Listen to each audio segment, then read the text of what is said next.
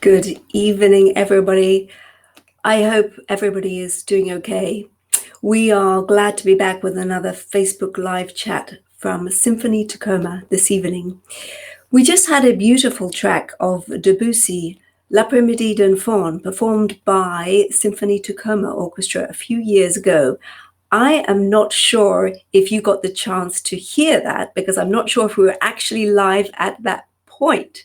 So could you do me a favor? And if you're watching this right now, can you let me know if you heard that track or not? And then we'll know whether we're going to play it again for you right now. So we're here tonight to talk to our principal flautist, Mary Jensen. She is one of our fantastic leaders. She is a great chamber musician. She's also the principal flute of Olympia Symphony, and she plays with the Bach Festival in Chalan.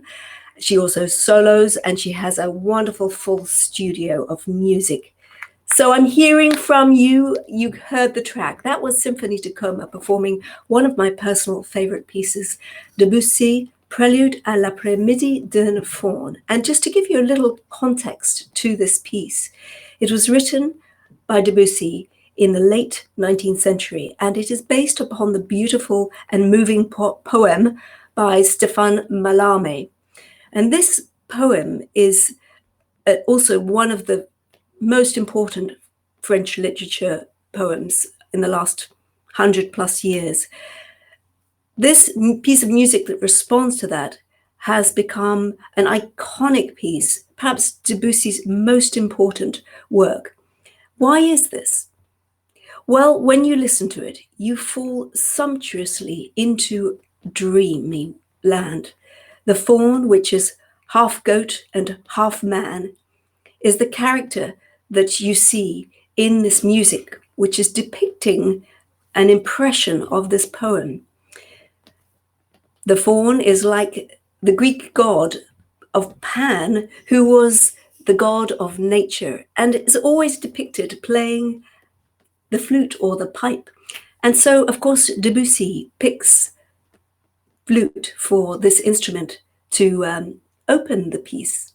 And so we're going to talk to you tonight about this incredible work and why it was considered one of the most important pieces in modern, or giving birth to modern music in a way. But now let's bring in Mary Jensen, who's with us tonight. I can't thank you enough, Mary, for joining us. Hello. Hello. Good to see you. It's good to see you too. I hope that you're doing well. Great. Well, we are sorry we're not having concerts right now, and we missed that, but we're thrilled that we're able to hear you on that wonderful track of Symphony Tacoma playing Debussy's Prélude, but in person. So tell us a little bit about what we're going to chat about today. Yeah, today we're going to have a discussion about the role that the principal flute plays in the symphony. And we're going to use some musical examples that will illustrate some of the different things that we think about in that role. And hopefully we'll be able to kind of give you a little bit of an inside peek into what I do back there. That's right. You're right in the middle of it all. And this Debussy, L'après-midi d'un faune, is such an intense, dramatic, intimate, and personal solo. How is it to prepare yourself for this iconic piece that is on every flute player's dream wish list to play within an orchestra, and you've done so, I think, many times. Tell us about the feeling of preparing for that. Well, this is one of our excerpts that we begin preparing as young flutists, even by high school age. We start working on this excerpt. It's a really, in my opinion, it's one of the more fascinating excerpts to prepare, in that you really don't have a good feeling of how that's going to come across in the concert hall when you're in a practice room. because it relies so much on the acoustic. And every hall's different. And I feel like even every day it can feel a little different. And I just hold my breath and play that first note and just, that's what I'm going to get today. And this is what I'm going to work with the acoustic of the hall then to draw out in my solo. It's a very different thing, isn't it?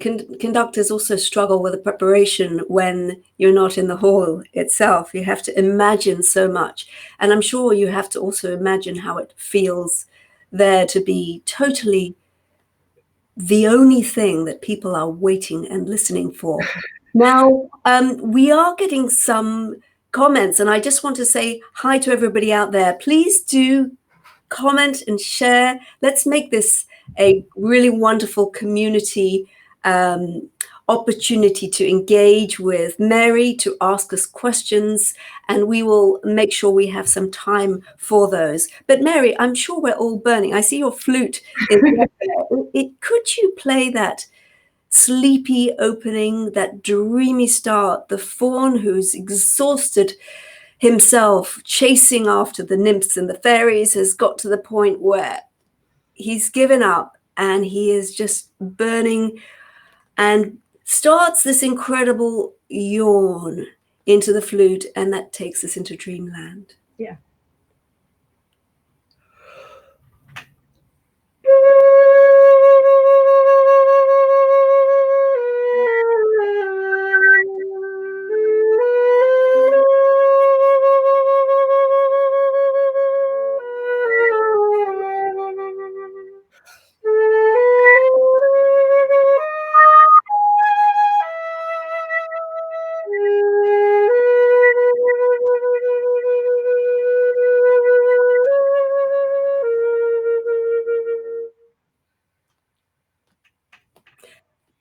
Beautiful. I just found myself listening to that and just finally being able to breathe. That is such an incredible solo that just draws people in. And there's something extraordinary about the way it draws you in, with the pitches being chromatic, and it's really difficult to play this in one breath. Is that one of your goals, Mary, that when you play this, that, like every other flautist, it's how do you present it like one yawn, one thing? Yeah, that's actually a really interesting question. A little behind the scenes peek into some of the weird things we have to deal with as musicians is we actually learn this solo two ways. We learn it to be played in one breath for an audition setting, and then we learn to play it with actually getting to take a breath in the middle, as I just did, which you would do in the concert hall because you have more space to fill up. Mm-hmm. And so we actually learn it both ways. Both ways, it's an incredibly long time to go without breathing, and so that's one of the big challenges with that. We've got people out there with goosebumps from what they already heard of you. Somebody wrote, Jessica Bland, that's such a difficult range to project over the orchestra when you play it. It sounds so rich. So the beauty of that solo, of course, is there is no orchestra to play over. But I want you to listen to this next thing, because this is what follows after Mary's solo. And this is Symphony Tacoma with Mary playing the solo. For this next number, you'll hear.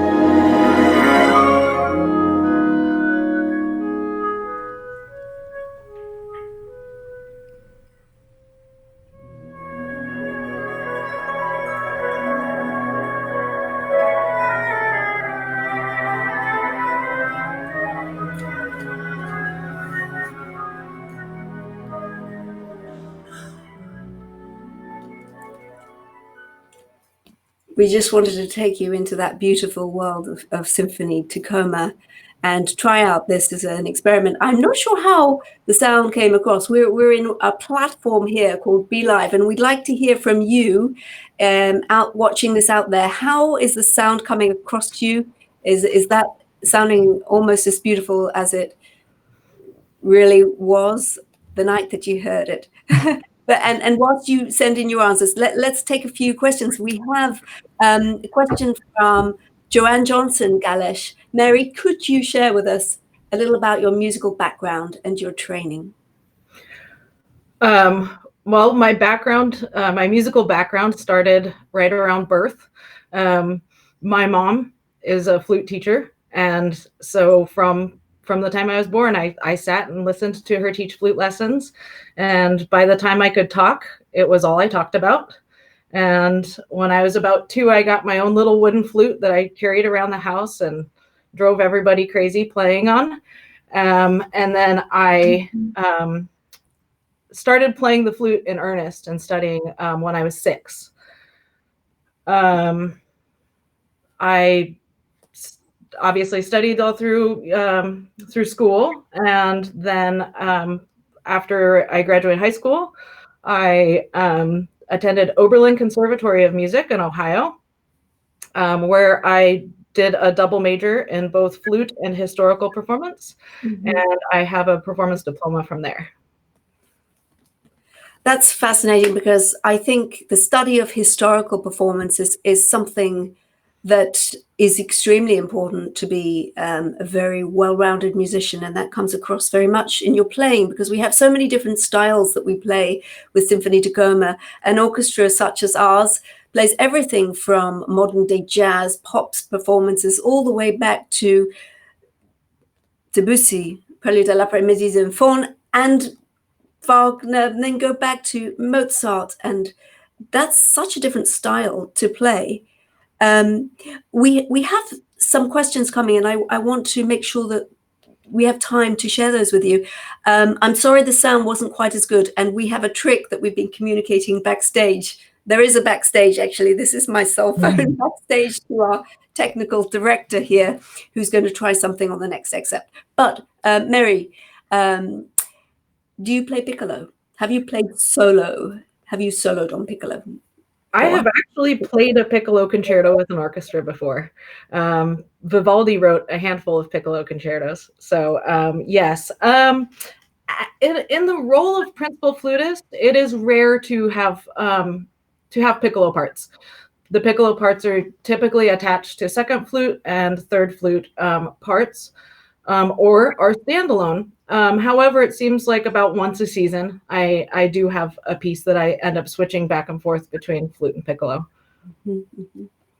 And is it a flutist? This is a question from Dick Ammerman. So glad you're with us there, Dick and Verity. Is it flutist or a flute player? How should we correctly address? Well, there are actually a lot of okay things to call us. Flutist, flute player. People sometimes say flautist, which would be like a take on the French flautiste. And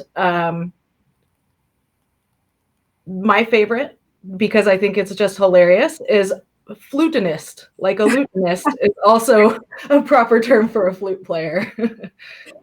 I have to share with everybody, my mother is the first flautist. That's another question, flautist or flutist, that I knew of. And when I was growing up, she was playing, teaching flute lessons and playing flute at home.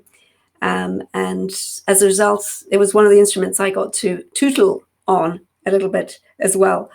Going back to Debussy for a moment, it's a very challenging work to play. We heard about that and how you're sustaining the breath, but when the work becomes more and more complex and deep and mystifying, the solo comes back, and it is same notes, but quite different.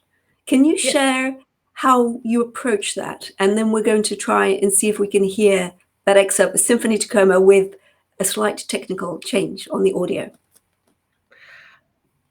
it's really interesting because the first solo that you hear me play, it's just me. And so there's no other texture to work with.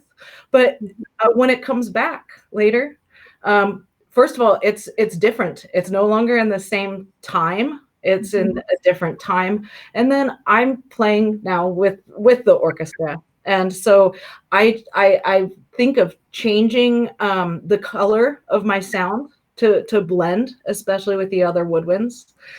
How do you change the color of your sound for those people who are wondering how that technically happens? Sure. Maybe you can show us Sure, as well. sure, absolutely. So with flute, a lot of it has to do with the direction that we're blowing our air. We blow across the instrument, so we're losing about 60% of our air when we're playing.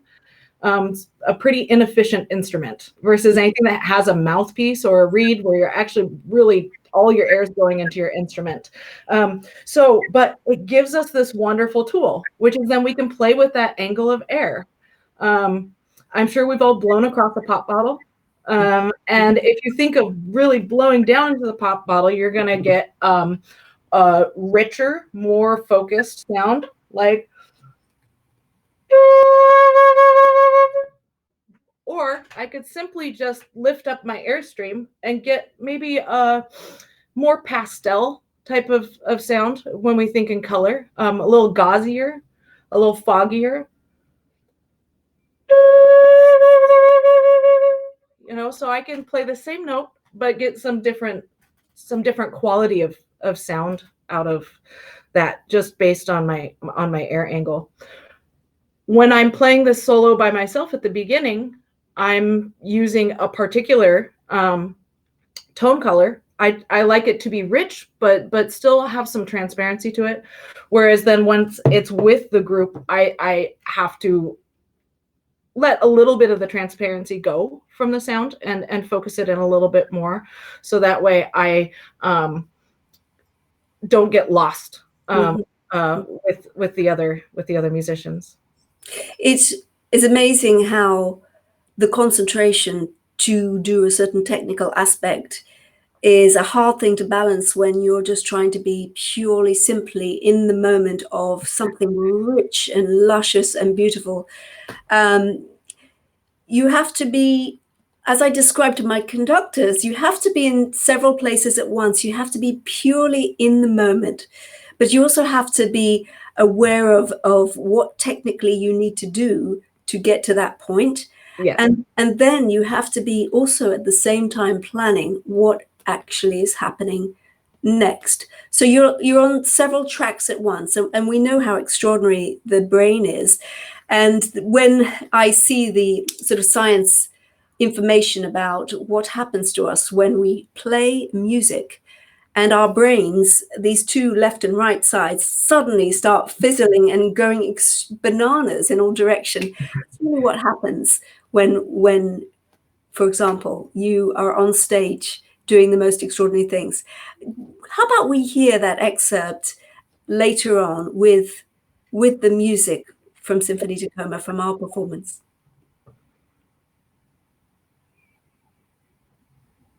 We're going to try something new with the sound as well.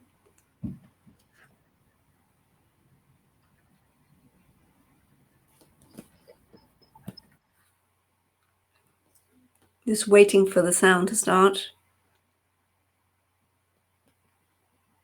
No sound yet? Well, we'll keep talking until we hear the sound. And that, oh, that's pretty cool. So it's all experimenting. This is the first time for us all here. There it is.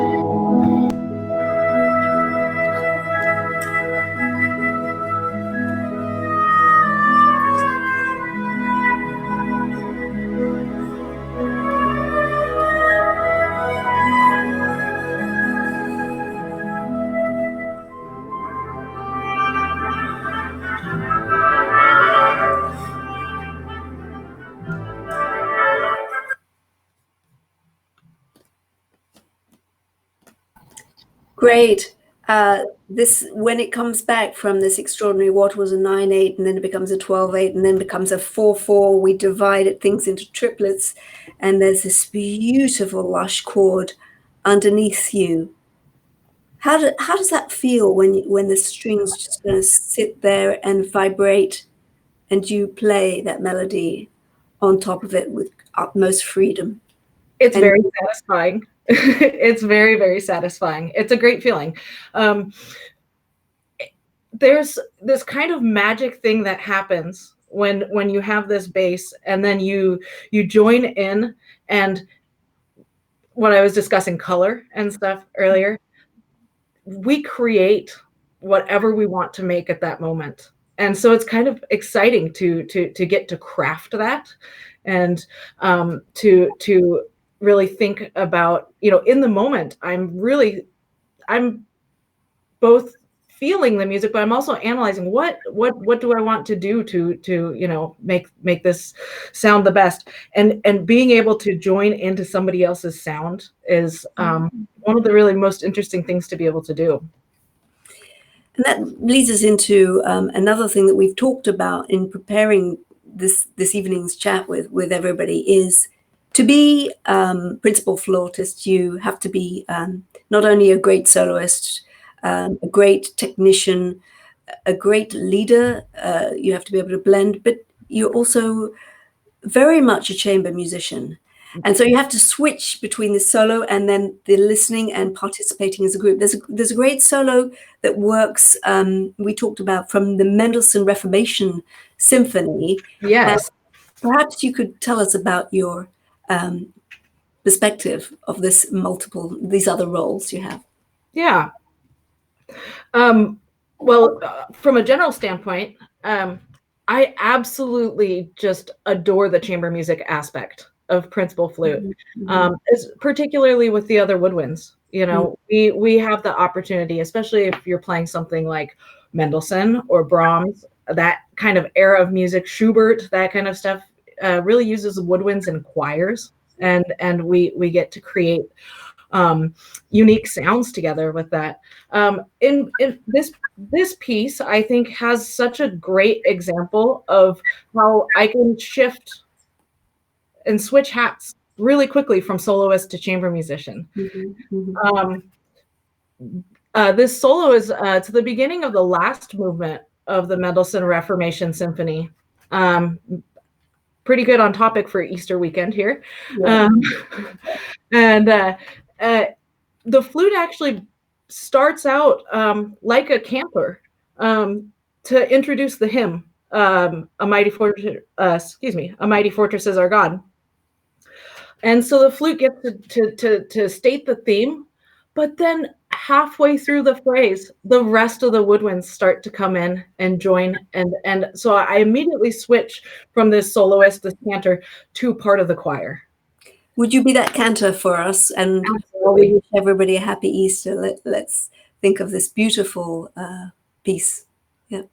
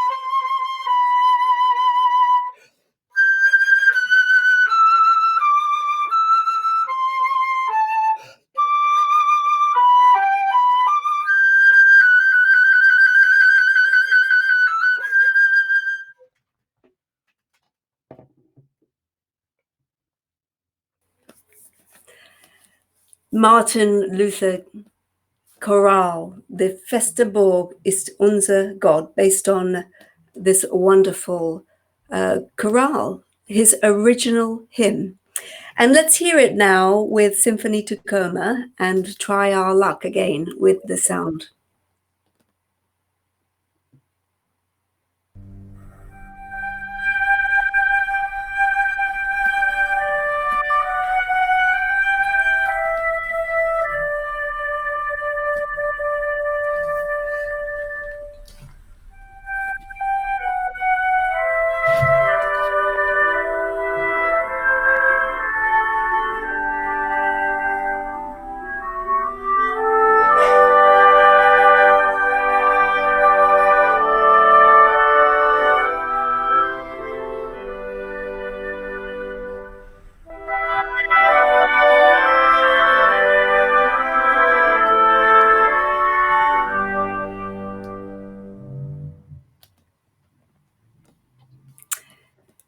With Mary, with her wonderful colleagues of Symphony Tacoma, playing the final movement of the Reformation Symphony, especially for Easter weekend.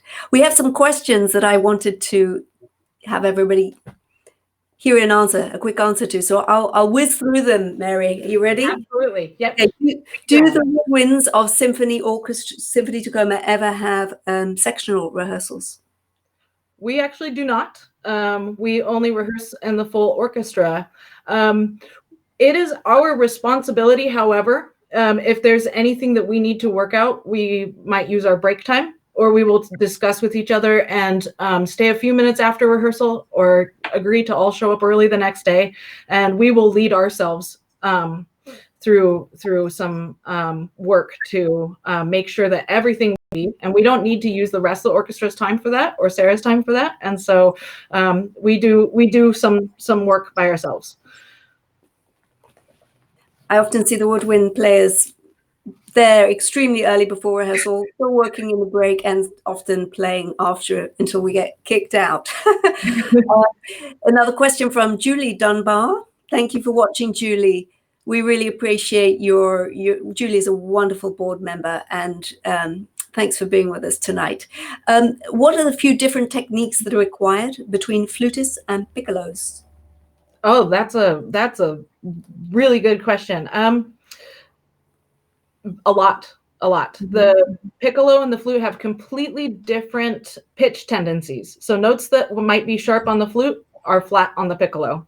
So we have to keep sorted out which instrument am I playing right now and which way do I need to manage that. Mm-hmm. It's also just very temperamental. The smaller the instrument, the finer degree of change. So if you try and make a big adjustment with your lips or something on the piccolo, it's going to make way too big of an adjustment. So you have to really work in very fine increments on the piccolo. Do you ever get, this is from me to you, do you ever get tired embouchure from playing? Very rarely. You know, when we did that all Wagner concert, that is just, it's nonstop playing, and it's high and it's sustained. And we did, I could say all of us in the flute section definitely were tired. Great. Mary, from Kathy Keel, do you have a favorite piece? Kathy, hi, thanks for watching. Ooh, just one favorite piece. That's like picking your favorite child. A couple. I absolutely love Bach, as you might be able to tell from my painting behind me here. Bach is my favorite composer. I just love the complexity. And probably my favorite piece to play of Bach is his B minor flute sonata.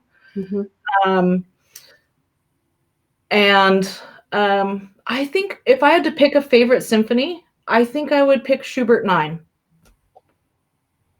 I'll have to put that on my list then. It's been wonderful chatting with you, and I think we could go on a little bit longer. We want to allow those people to come back for more. And several people have asked if we're going to be sharing this and can they watch it later. You can absolutely. They are becoming our virtual blogs, vlogs, I think is the word. Yeah. And they are on Symphony Tacoma's blog page, which we may have to rename as vlogs.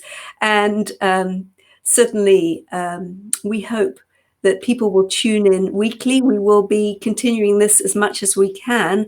We have one more question. When are you next playing the Nielsen Concerto from Milan? Hi, Ilan. Hi, Elon. I played it a couple seasons ago with Olympia Symphony, and I do not have it lined up for any time soon. But it's a wonderful piece to perform. It's a huge work. It's one of our biggest. Nielsen is really such a great composer, and I'm looking forward to do some with the symphony. So maybe we'll get to see you in the future with that concerto, with that wonderful concerto. Jennifer Herman would like to know, how are you spending this time during isolation and quarantine? Oh, that's a great question. Hi, Jennifer. I have been spending my time, of course, I'm still teaching. I'm teaching all of my lessons on an online platform. I'm using Zoom and seeing all of my students. Some of them I'm seeing multiple times a week. I think their parents are looking to keep them busy. So still busy teaching. I love to garden. And so we've been getting our garden in for the spring. And that's been it's been nice out actually for the last week. So been busy out there working on that. It's a great challenge. I never imagined in my life we would be experiencing what we're experiencing now. And I feel so lucky that we have the arts and the music inside our hearts and minds to be able to reflect. And I wish everybody there the opportunity after tonight's performance to go and listen to Debussy L'après-midi d'un faune, go listen to Mendelssohn Reformation, take peace and take stock in this incredible literature that was written for so many hundreds of years, that we're so fortunate to be able to perform because of so many generous folks there, you guys supporting Symphony Tacoma. And we hope very much to be able to get Symphony Tacoma musicians playing together as soon as we possibly can. We thank you so much for staying with us. Mary, this has just been delightful. As always, it's just such a pleasure talking with you. We thank you for everything you do for Symphony Tacoma behind the scenes. Stay strong, stay well. We wish everybody a happy Easter, and let's close with the end of Mendelssohn Reformation Symphony. This will be a real test of our virtual broadcast, whether the sound comes through. Thank you, everybody, for watching. Please share this. Please get it out there. Please spread the word. We're going to be with you on Saturday nights as much as we can. It was wonderful talking to you, Mary. And this is the final section of Symphony Tacoma playing Mendelssohn Reformation Symphony.